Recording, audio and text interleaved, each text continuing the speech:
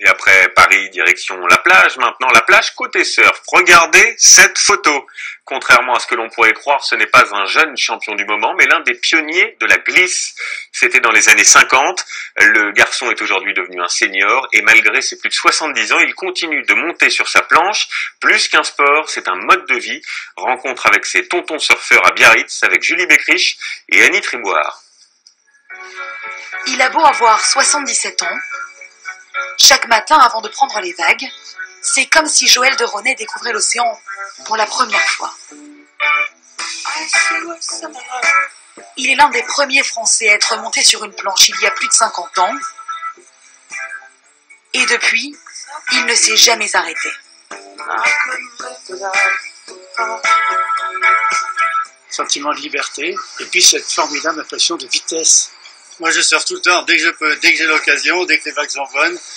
C'est sur les pas de cet homme que l'aventure surf a commencé. Depuis quelque temps, des sportifs de la côte basque s'étaient fixés pour devoir de vacances d'y acclimater le surfing. Muni d'une large planche, il s'agit de gagner la haute mer. Nous sommes en 1957 à Biarritz.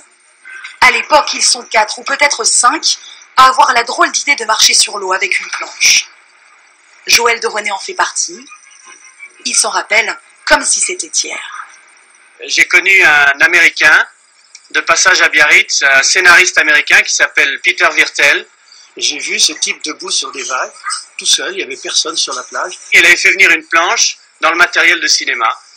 Et j'ai fait sa connaissance. Ah oui, tu es Joël de Ronet, je sais, on m'a dit que tu aimais la vague et le surf. Tiens, voilà ma planche. J'ai pu pendant 3 mois essayer de prendre quelques vagues. Je me suis pas mal cassé la figure au début, et puis ensuite ça a été un petit peu mieux. Depuis ce temps-là, les planches de surf ont beaucoup changé, plus légères et plus maniables. Phil Grace en conçoit depuis 40 ans, et s'il est nostalgique des débuts du surf, cet Australien ne regrette en rien le matériel des origines. Quand je surfe sur les planches de l'époque, je me dis « Oh mon Dieu !»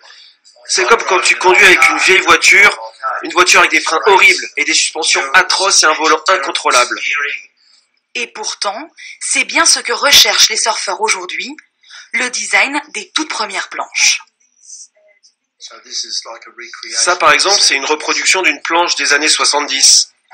À l'ancienne. À l'ancienne, oui, mais avec des matériaux d'aujourd'hui. Il ne passe pas un jour sans que Phil Grace ne teste les planches qu'il fabrique. Avec lui, toujours un autre surfeur à qui transmettre sa passion.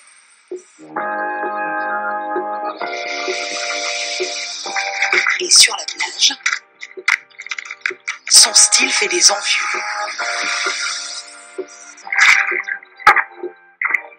Et c'est hyper agréable de le voir, il s'amuse toujours comme s'il avait 20 ans, c'est ça qui est génial.